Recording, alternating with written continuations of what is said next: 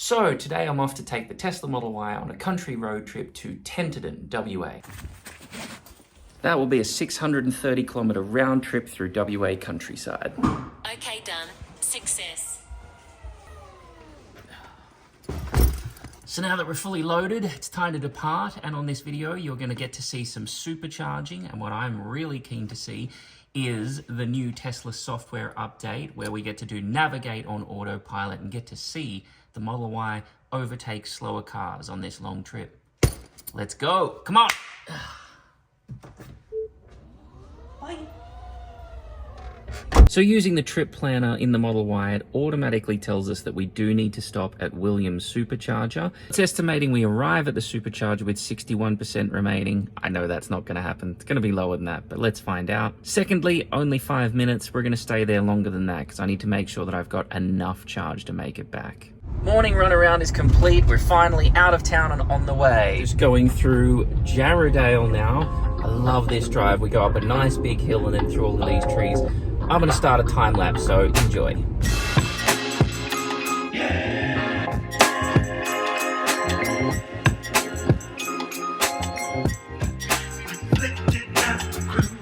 Shout out to fellow YouTuber Ryan's Model Y that shared this great tip. Quite often when you're driving through the country, there's lots of speed zone changes, which is a bit frustrating, either having to turn on autopilot or adjust the speed manually. See that the speed limit has changed to 110, yet it's still saying on the previous setting of 90.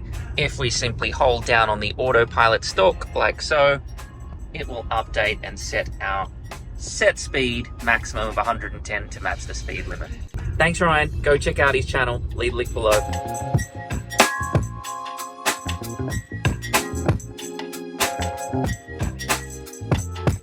So as you can see, we've come up behind a truck that is towing. It's going very slow at 60 kilometers, and that is in a 90 zone. The good thing is it's deciding to stay behind it, not overtake. I'm more than happy to sit back and relax, enjoy the view, and just go 60 kilometers an hour until we get out on the highway. You gotta take it easy. There's no point trying to do things that are dangerous in order to get there a little bit earlier.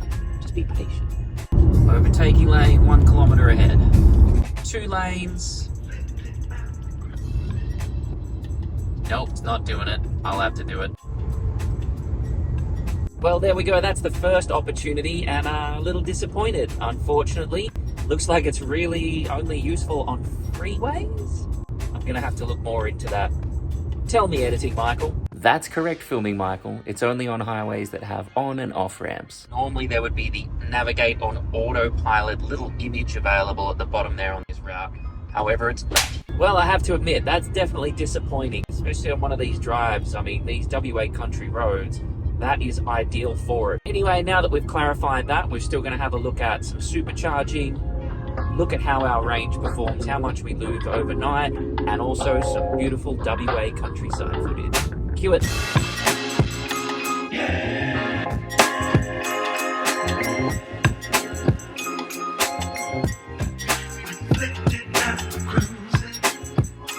Yes, we're approaching Williams. We're now 4.7 kilometers away. And remember our estimate that said 61% range when we get there? Yeah, that's now down to 55%. Only a 6% drop.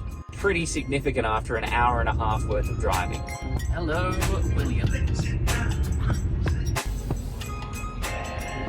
All right, so we made it here with 237 Ks remaining in the range, which does equal out to the 55%. Let's put it on charge, see how long it takes to get to 100%.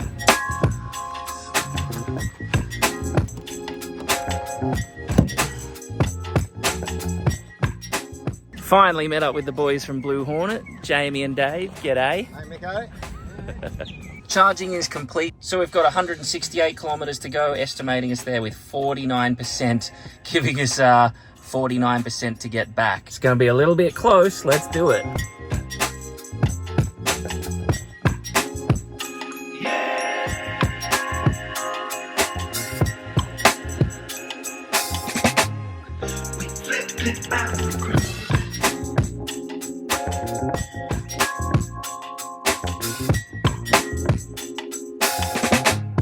just arrived, job done. We do have 53% remaining in our range, which equates to 230 kilometers. Hopefully we can maintain that range in order to get back tomorrow morning. Well, this is definitely some different accommodation. It's the Traveller's Rest B&B. Wow. We're now at 52% battery. It's going to be cutting it a little bit too close. So refer back to the motto. If you're in doubt, A, B, C, always be charging. Time for the Tesla mobile connector. Go. And we are charging.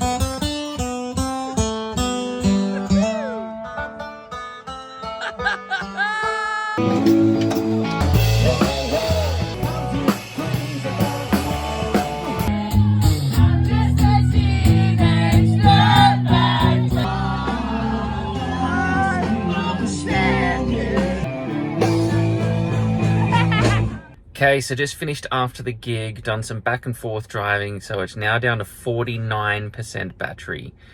Yeah, that's 214 Ks, not gonna make it back to the supercharger. Let's see how much we can get. It's currently 1:30 in the morning. Let's see how much charge we can get before we depart, but we need about 55%.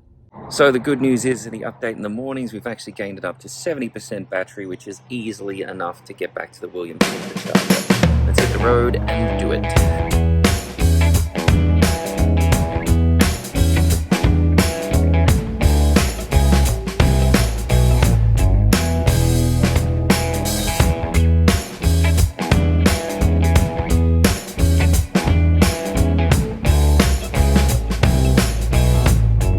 So I'm now 2 kilometers out of Williams, and the update is, with our range, 22%. Superchargers. Charging. Ooh, charging at 1,200 kilometers an hour. Damn. Good thing about Tesla superchargers, they're always located at good spots, like this one's at the Williams Wool Shed, where is a great little shop and local cafe.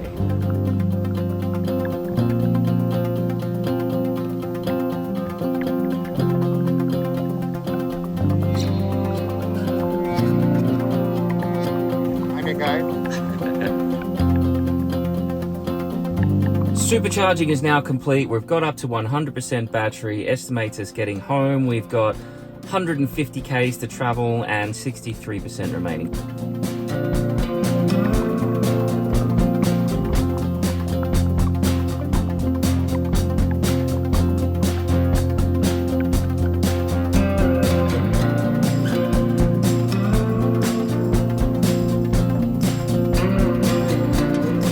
Okay, so I've just entered the car wash, which is the best way to end a country road trip. Highly recommend. Lessons learned from this drive. Number 1, navigate on autopilot is only going to work on freeways where there's a permanent 2 lanes, not on individual or dynamic where it's mainly 1 lane but opens up into 2 overtaking lanes. So it really depends on where you are and where you're driving if that will be a useful feature for you. Secondly, and a bit controversial, the universal mobile charger. Wow, I am so glad I have it.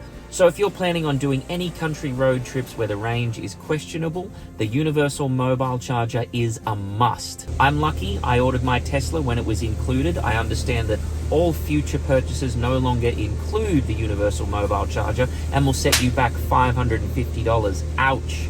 To be fair, if I'd have pushed it on the drive, I know the car would have suggested to me, limit your speed to 80 kilometers an hour in order to make it to your destination. That's time. That's a significant amount of time that I would have had to waste there. And if you ask me if it's a choice between spending the $550 to have that backup option and charge slowly at night versus taking time and driving slow during the day, my option's going to be spend the money. In this day and age, that's tough to ask everyone to spend more time because everyone is time poor. Let's do a test. If you're like me and you are time poor, hit that like button down below and let's see. I look forward to your comments, guys, and don't forget, if you do want to see more, also consider subscribing. Thank you so much for watching. Bye, everyone.